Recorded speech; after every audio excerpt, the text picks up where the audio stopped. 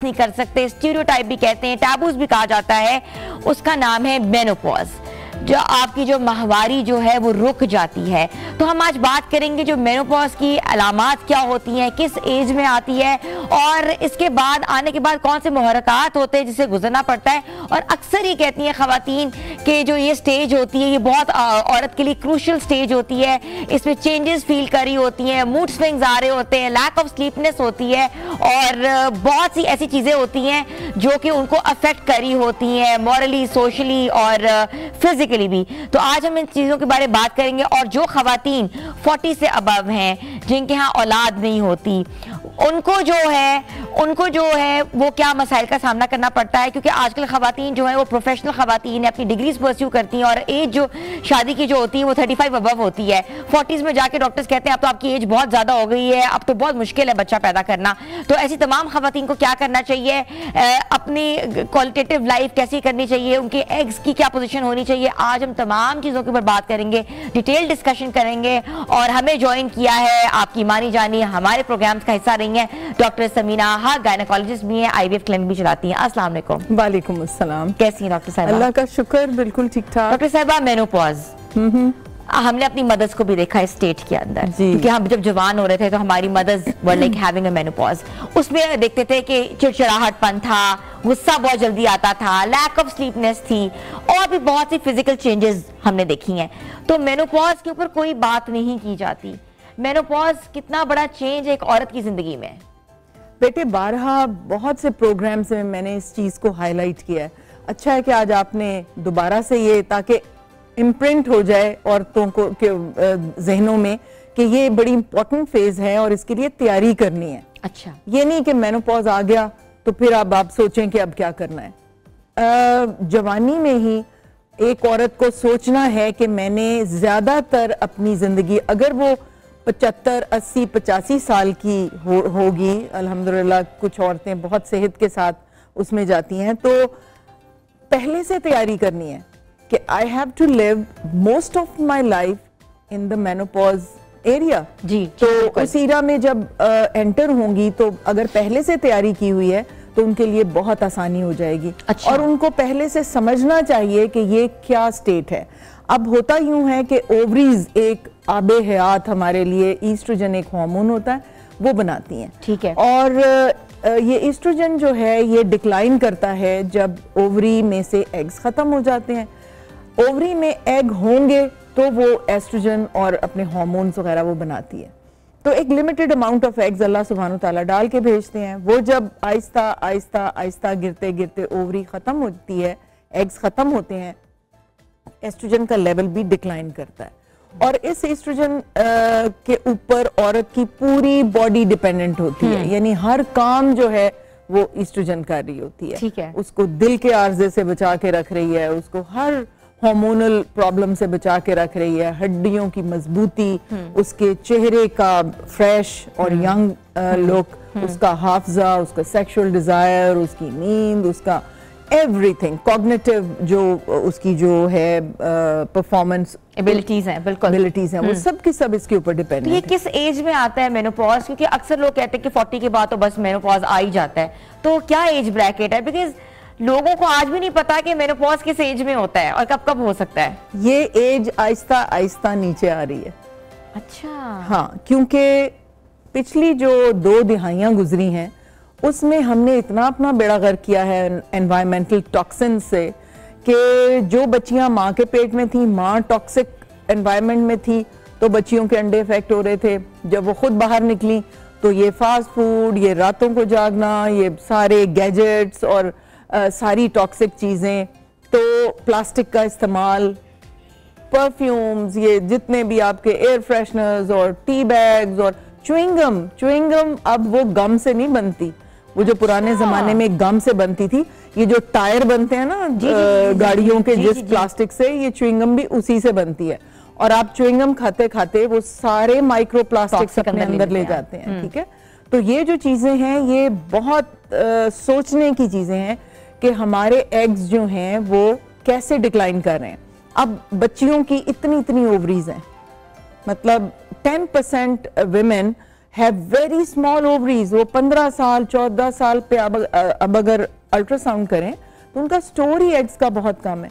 और इस तरह बहुत सी बच्चियां जो हैं उनको डिक्लाइन आ रहा है, वो बहुत जल्दी डिक्लाइन आ रहा है। 25, 28, 30, 32 पे प्रीमेच्योर ओवेरियन फेलियर्स हो रहे हैं। तो इस तरह उनको ये मैंने पेरेंट्स को बारहा कहा है, और बहुत से पेरेंट्स आते भी हैं अब अल्ट्रासाउंड के लिए कि 14-15 साल की बच्ची का अल्ट्रासाउंड करा के देखें कि उसकी ओवरीज का साइज नॉर्मल है या साइज एग्जैक्टली उनका स्टोर कितना है। एक तो ये कि अगर बहुत छोटी ओवरीज हैं जल्दी शादी कर दें, क्योंकि बच्चा पैदा करना बहुत जरूरी है शादी के बाद। बिल्कुल। और फिर उस बच्ची को एजुकेट करें कि तुम्हें मेनोपॉज बहुत जल्दी आएगा और you should prepare yourself mentally, physically, emotionally, psychologically to deal with it. Doctor Sameera, ये तो बातें जो आप कह रही हैं ये तो हमारे माशरे से मिलती ही नहीं है, क्योंकि हमारे माशरे में कोई शादी से पहले लड़कियों के ऐसे टेस्ट नहीं कराता। वो तो बड़ा अजीब समझता है कि लड़कियों के टेस्ट, वो भी इस चीज के टेस्ट, और वो भी हार्मोन रिलेटेड टेस्ट, या वो भी आपके यूट्रस के टेस्ट कैसे हो सकता है? तो ये तो चीज बहुत डिफरेंट है। आप देखिए, माँ को पहले खुद को नॉलेज होना चाहिए और वो अपनी बच्ची को बिठा के बताए कि देखो तुम्हारी ओवरीज बहुत छोटी हैं, इनमें एग्स कम हैं, तुम्हें जल्दी अपनी फैमिली कंप्लीट करनी है। ये ना हो कि वो जी हस्बैंड वाइफ प्लान कर रहे हैं, अभी हमने दुनिया देखनी है, हाँ हमने दुनिया देखनी है, अभी तो जी हम बड़े छोटे हैं, अब हमें बच्चा पैदा नहीं कर सकते। उस बच्ची को आप समझा के भेजें, उसको उसके मुतालिक सारी इंफॉर्मेशन दे के भेजें, फिर माँ को पता होगा तो वो बच्ची को बताएगी कि तुम्हारा मेनोपॉज जल्दी आने वाला है, ठीक है, और तुम्हें उसके लिए प्रिपेयर करना है। अब प्रेपरेशन क्या है menopause, very important, very important. अब मेनोपॉज पे आपकी जो हड्डियां हैं उनकी कैल्शियम, अगर आप कच्चे रंग का कपड़ा पानी में डालें तो वो पानी में रंग निकलता है ना जी, इस तरह हड्डियों का कैल्शियम निकलता है मेनोपॉज के बाद। अच्छा, जैसे कच्चे रंग के कपड़े का रंग पानी में निकलता है, हड्डियां खुलना शुरू हो जाती हैं, हड्डियों में से कैल्शियम निकलनी शुरू हो जाती है, वो होल्ड नहीं कर पाती। ये एस्ट्रोजन का काम है खाई हुई कैल्शियम को इंटेस्टाइन से ब्लड से बोन में ट्रांसफर करना, ठीक है। और बोन का जो बैंक है वो 35 साल की उम्र के बाद डेपोजिशन क्लोज हो जाती है, डिपॉजिट्स क्लोज हो जाते हैं। आप जाके जैसे बैंक में पैसे डिपॉजिट करते हैं ना, तो जो हड्डी का बैंक है वो 35 साल के बाद कहेगा मैंने नहीं लेनी, मैंने डिपॉजिट नहीं करनी, मैं सिर्फ कैश करूंगा अब, ठीक है। तो 35 साल तक तो अपनी हड्डियों को कैल्शियम के साथ इतना अच्छा भर ले कि आपको बाद में तकलीफ ना हो, आपको ऑस्टियोपेनिया, फिर osteoporosis, arthritis, osteoporosis, arthritis is something else, ठीक है। आर्थराइटिस तो है ना जॉइंट का, वो भी इफेक्ट होता है, लेकिन हड्डियां जैसे हल्का सा वो गिरी तो यहां से फ्रैक्चर हो गया।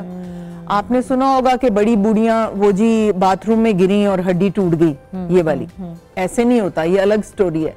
उनकी हड्डी कमजोर होके तो क्रैक पहले ही आया होता है, और वो हल्का सा स्लिप होती है तो वो क्रैक इट गिव्स वे, ठीक है। डॉक्टर साहब, आप कह रहे थे कि मेनोपॉज की तैयारी करनी चाहिए, क्या आपको डाइट खानी चाहिए, कैसे आपको तैयारी और अपने आपको मेंटली कैसे प्रिपेयर करना चाहिए, इमोशनली, सोशली? देखें, पहले तो हड्डियों की मजबूती मैं फिर इसके ऊपर करूंगी कि अगर आपका स्ट्रक्चर मजबूत है तो आप बेड रिडन नहीं होंगे, ठीक है। अगर आपका ये वाला फ्रैक्चर हो गया फिर तो वो मौत के मुंह में आप जा रहे हैं, ठीक है, ठीक है। तो हड्डियों को मजबूत करना का मतलब ये है कि 35 साल से पहले उनको हड्डियों को कैल्शियम से भर लें, और भरना कैसे है, एक्स्ट्रा कैल्शियम लेनी है, दूध पीना है और एक्सरसाइज करनी है। जब तक आप स्ट्रेस नहीं डालेंगे हड्डी पे, वहां पे कैल्शियम जाएगी नहीं। यानी अगर आप कैल्शियम खा रहे हैं तो एक्सरसाइज बहुत जरूरी है। फुटबॉल खेलें बच्चों के साथ, बैडमिंटन खेलें, आप पुशअप्स करें, आप 2-2 सीढ़ियां इकट्ठी चढ़ें, तब हड्डी में कैल्शियम जाएगी, ठीक है। हड्डियां मजबूत कर ली आपने कहा जी मैंने ये तो प्रिपेयर कर लिया, आप अपना टेस्ट कराएं, ऑस्टियोपेनिया या ऑस्टियोपोरोसिस तो नहीं है आपको, आप फिर डॉक्टर के पास जाएं, विटामिन डी की कमी है, विटामिन के की कमी है, आपको पोटेशियम की कमी है, आपको कैल्शियम, ये सब चीजें इंपॉर्टेंट हैं हड्डी को मजबूत करने के लिए, ठीक है। अच्छा, आपके जो मूड स्विंग्स होते हैं, आप उसको कैसे कंट्रोल कर सकते हो? आपको गुस्सा आ रहा है, आपका एंगर इशू है, और ऑब्वियसली आपकी नीड्स हैं, वो बीइंग अ वुमेन वो बिल्कुल एक तरह से ट्रांसफॉर्मेशन हो रही है, उसको आप कैसे रूल आउट करेंगे? आपने अब फिजिकल हमने देख लिया, उसको फिजिकल में मसल डिक्लाइन भी आता है। मैं आप मुझे साइकोलॉजिकल की तरफ ले जा रही है, मैं आपको खींच के फिर से फिजिकल की तरफ लेके आ रही हूँ कि मसल पावर खत्म होनी शुरू हो जाती है। ठीक है, मसल घुल के थोड़े थोड़े वो ढीले से रह जाते हैं, ठीक है ना। मसल पावर आपने देखनी है, हड्डियों को मजबूत करना है। इसके बाद आपकी कॉग्निटिव डिक्लाइन आएगा, ये जो साइकोलॉजिकल और इमोशनल और ये सारा कुछ। इसके लिए मैं हस्बैंड्स को बुलाती हूँ और मैं उसको समझाती हूँ कि देखो, जब ये जवान थी तो आपको मेंस्ट्रुअल जो टाइम था पीरियड्स का, वो 7 to 8 डेज वो बहुत ज्यादा उसमें इमोशनल चेंजेस आ रही होती हैं और वो बहुत ज्यादा वो इमोशनल हो जाती हैं, वल्नरेबिलिटी बहुत बढ़ जाती है। तो आप इसका ख्याल रखें, ठीक है। दिस इज वेरी इंपॉर्टेंट, जो कोई नहीं समझता। फिर मैं हस्बैंड्स को बताती हूँ कि at the time of menopause आपको इसके लिए बहुत सपोर्टिव होना पड़ेगा, बच्चों को इसके लिए बहुत सपोर्टिव होना पड़ेगा। ये किसी को नहीं पता कि वो बेचारी किस उसमें से गुजर रही है। 40-45 अगर फर्ज करें कि उसकी ओवरीज में अच्छे एग्स हैं, लेकिन वो 40-45 के बाद वो जाएगी तो सही ना मेनोपॉज में, वहां पे उसको चीज रख के भूल गई, ठीक है। रात को नींद नहीं आ रही, सेक्सुअल डिजायर कम हो गई, थकावट फील हो रही है, हड्डियों में दर्द हो रही है, थोड़ी देर किचन में खड़ी होके वो बेचारी परेशान हो गई। फिर वो जो हॉट फ्लशेस आते हैं ना, वो ऐसे लगता है जैसे गर्म पानी की बाल्टी जो है वो उसके ऊपर उंडेल दी है। वो इतना अनकंफर्टेबल होता है कि सर्दियों में भी पंखा चला के आपका वो हॉट फ्लश खत्म होता है। तो ये अंडरस्टैंड करने की बातें हैं। वो बहुत बुरे, कुछ लोगों को इतना बुरा मेनोपॉज आता है कि उनकी सारी जिंदगी तहस नहस ऊपर नीचे होके रह जाती है। तो हस्बैंड्स को बहुत सपोर्टिव होना चाहिए। ठीक है। अच्छा, हाँ, जब हम मेनोपॉज की बात कर रहे हैं तो हार्मोन रेपेलेंट थेरेपी जो है वो कब जरूरी होती है, जिसको हम HRT कहते हैं, हार्मोन रिप्लेसमेंट। जी, रिप्लेसमेंट। देखिए, मैं कल ही एक पढ़ रही थी आर्टिकल, और उसके अंदर FDA ने जो एक ऐसे खौफ था ना कि हार्मोन रिप्लेसमेंट थेरेपी नहीं लेनी जी, ये ब्रेस्ट कैंसर करती है और ये यूट्रस का कैंसर करती है और फलां करती है और ये करती है। अब FDA ने वो सारे खौफ उसके ऊपर से उतार दिए, ठीक है। और उन्होंने कहा है कि 40 के बाद जो सबसे इम्पोर्टेंट ड्रग औरतों की हेल्थ के लिए है वो है हार्मोन रिप्लेसमेंट थेरेपी। ओके। और हार्मोन रिप्लेसमेंट थेरेपी ऐसी नहीं है कि जैसे आपने सर दर्द हुआ तो पैनाडोल खा ली, नो। हर औरत की HRT हमें टेलर मेड बनानी पड़ती है उसके मुताबिक, ठीक है। क्योंकि अगर उसकी ब्रेस्ट कैंसर की फैमिली में हिस्ट्री है तो हमें और तरह से डील करना है। अगर उसकी यूट्राइन कैंसर की हिस्ट्री है, कैंसर्स हैं या कुछ उसकी है तो हमें और तरह से डील करना है। लिवर के प्रॉब्लम्स हैं फैमिली में, हमें और तरह से डील करना है। वो खुद डायबिटिक है, हाइपरटेंसिव है या कुछ है, हमें और तरह से डील करना है। तो हर औरत की रिक्वायरमेंट जो है या उसकी जो ट्रीटमेंट है, it is different from the other one. तो आप खुद से उसको HRT तो कभी भी औरतें खुद से तो ले ही नहीं सकती। तो HRT से होती क्या है मैम, ये थेरेपी जो है कैसे कराई जाती है? बिकॉज नॉर्मली नहीं पता किसी को कि व्हाट इज HRT, किसी को भी नहीं पता आई थिंक कि HRT है भी क्या, एग्जिस्ट भी करती है कि नहीं करती। बिल्कुल।